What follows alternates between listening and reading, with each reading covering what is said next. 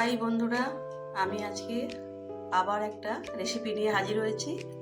আজকে আমি দেখাবো তোমাদের ফুলুরি আলু ওলকপি দিয়ে একটা রান্না করে আমি দেখাবো।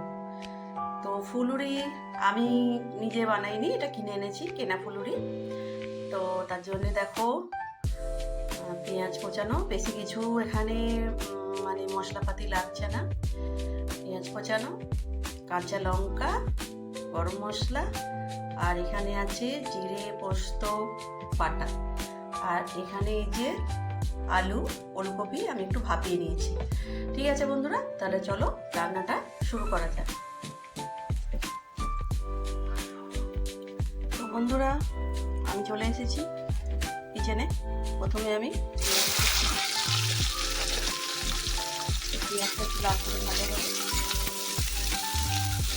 ভাজা হবার পরে আমি ওলকপি আলু ভেজে তারপরে আমি ফিরে আসছি। তো এই দেখো ওলকপি আলু আর পেঁয়াজ ভাজা হয়ে গেছে। আমি এতে একটু লঙ্কার গুঁড়ো একটু কালার হবার জন্য দিয়েছি। তো আমি এবার পরিমাণ মতো নুন দিয়ে দিচ্ছি। এটা কিছু সেরকম রান্না মশলাপাতি ব্যবহার হয় না, আমি তো আগেই বললাম। তো নুন দিয়ে বাটা মশলাটা দিয়ে দিলাম, দিয়ে কাঁচা লঙ্কা পড়তে দিয়ে ছড়িয়ে দিলাম।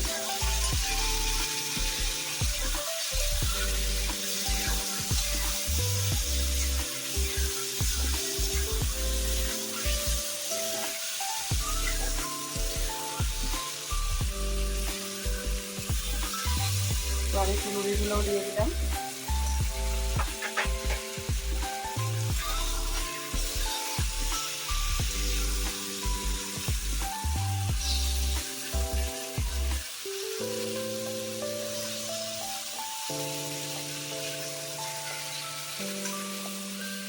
বেশি কষাবার দরকার নেই। তো আমি এবারে জল দিয়ে দিচ্ছি।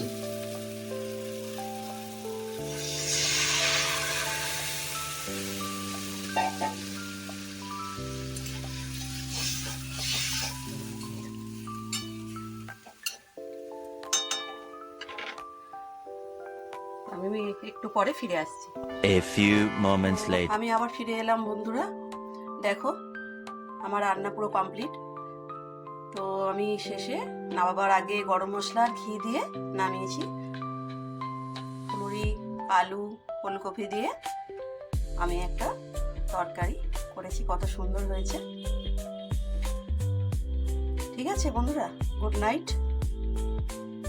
তোমরা আমার পাশে থেকো, চ্যানেলটাকে সাবস্ক্রাইব করে দিও। টাটা।